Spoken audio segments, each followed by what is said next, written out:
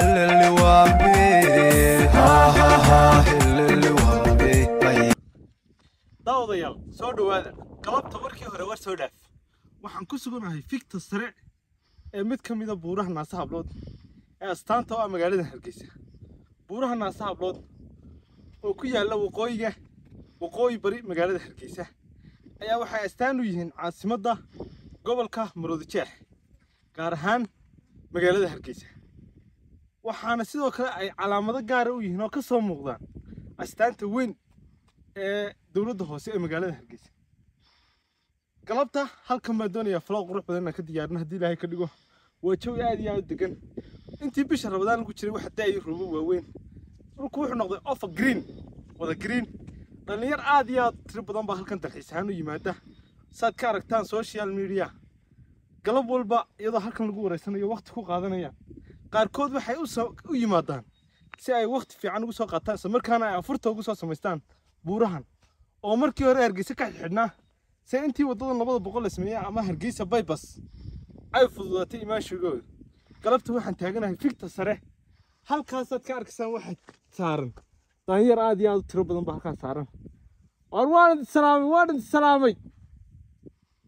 dhalinyarku waa xayawaan caqli leh igama qaadan salaanta laakiin waxaan filayaa inay gaadhay aad baa idin salaamaya soo dhawaada mar labaad iyo mar saddexaad ba la socdana flowgeena bartan ka qaaday halkaas aad ka arkaysaan jirjiroole maray jirjiroole wakaas oo carray fak galabtiiba ayadoo reflection badan jiro laakiin markaad ishaada ku eegayso si fiican baad arkaysaa kamarada markaad ku eegayso laakiin si fiican u arkimaysid wadada halka idin ka muuqata ee gaarigu orday waa wadadii Hargeysa bypass isla markaana halkan Naasa Hablood dhinaca ay ka marisay weeyaan gaarigaan wadanay waa halka yaala xabad yar oo wuxuu leeyahay nacnaca uu leeyahay gaarigi aad buu nooga fog yahay galabta vlog waxay ku helinaya saaxiibka Cabdirasaaq soo dhawow bal galabta maxaa halkan u timi waa Saciid aad baad mahadsan tahay halkan waxaan u mid inaan waqtigayga aan ku soo qaato Ilaahay inuu noo suurtageliyay imka waxaan ku suganahay buurta Naasa Hablood oo astaan waa maxay astaamaha Hargeysa inta badan lagu xasuusto ee lagu garto astaana waa dawladda hoose ee Jamhuuriyadda Soomaaliland halkan waxaan saaranahay waxa weeyaan fikta sare ee buurta Naasa Hablood waliba xagga buurta tab bidix weeyaan marka wallahi waqtiga aad iyo aad uu magaranaysa jawi qurux badan yahay waanad ku mahadsan tahay inaad waraysi wanaagsan iga Cabdirasaaq waad mahadsan tahay mar labaad iyo mar saddexaad waad mahadsan tahay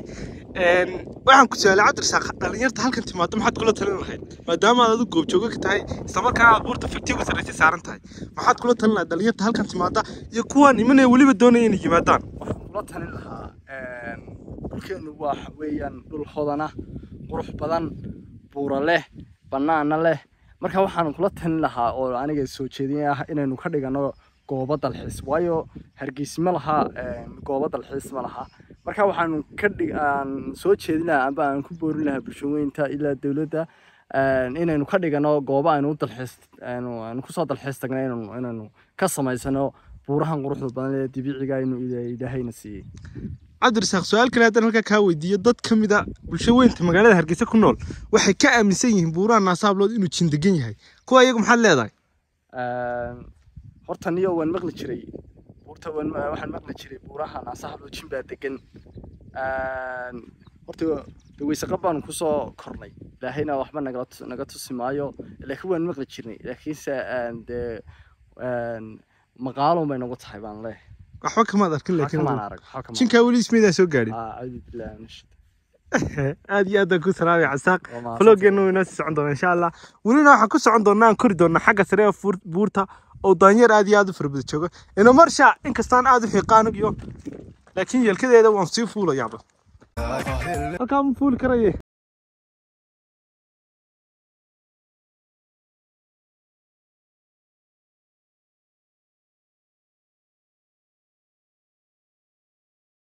in badan baanu soo soconay sida halkan ka arkiiseen waanu soo xiiqnay buurta dirqi baa lagu soo fuulaya magaaladii Hargeysa wataa inkasta qorraxda xagga magaalada naga xigto isla markaan reflection badan ay soo celinayso magaalada aan si fiican u muuqanayn haddana waqtiga subaxii magaaladu si fiican ay kugu muuqanaysaa waqti fiicanna halkan baad ku qaadan kartaa halka marka dul taagan tahay si fiican baad u arki kartaa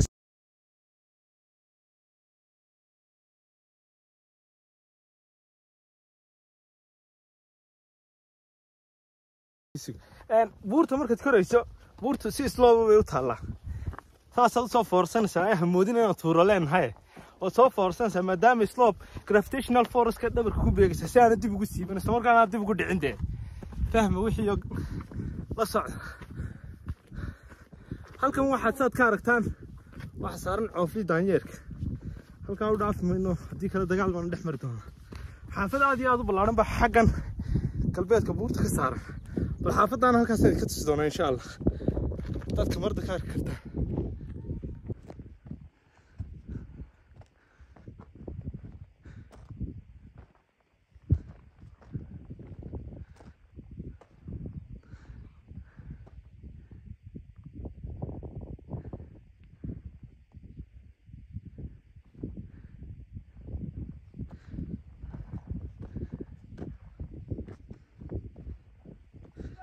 Hey.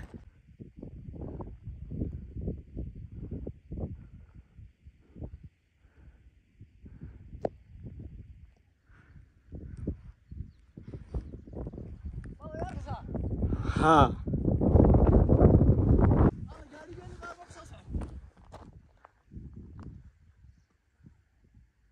halkee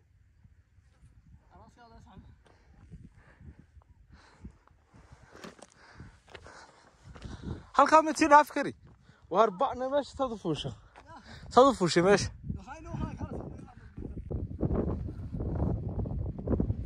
ninba waayihiisa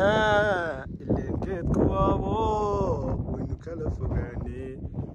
miyaan ku warramay weli galabta ku weydiinayaa kaaga jawaabayaa Siciido hadda su'aasheedu waxa ka oranaysaa daanyeerku markuu 16 gaadho muxuu noqdaa 16 jir 16 jir wuxuu noqdaa garaad hada bismillah halkan aan ku suganahay waa fikta sare ee buurta Naasa Hablood naaska waliba xiga bidixda halkan waxa weeyaan waa halka ugu sareysa halkan waxa inooga muuqda daanyeero tiradoodu aad u badan tahay oo yar iyo waaweyn bale waxaan halkan ka salaamayaa daanyeerada halka jooga qaarkood waa odayaal qaarkood waa ismo marka waxaan leenahay wax garaadi ma ku jiraan daanyeerada ha ku jiraan kuwa timaha badan leh coof kale kuwa saa ismaa oo garaada waxaan ku saalay Isaaqow ha Siciido sooda waxaan ku saalay daanyeerku markuu su'aal baan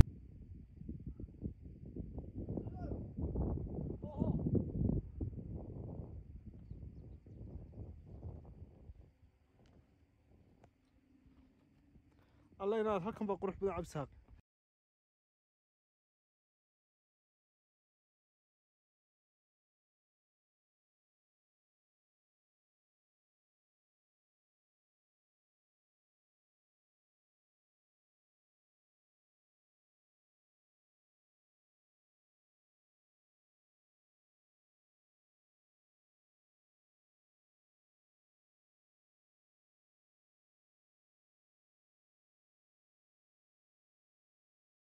magaalada halka ka muuqata cabsaaq magaceed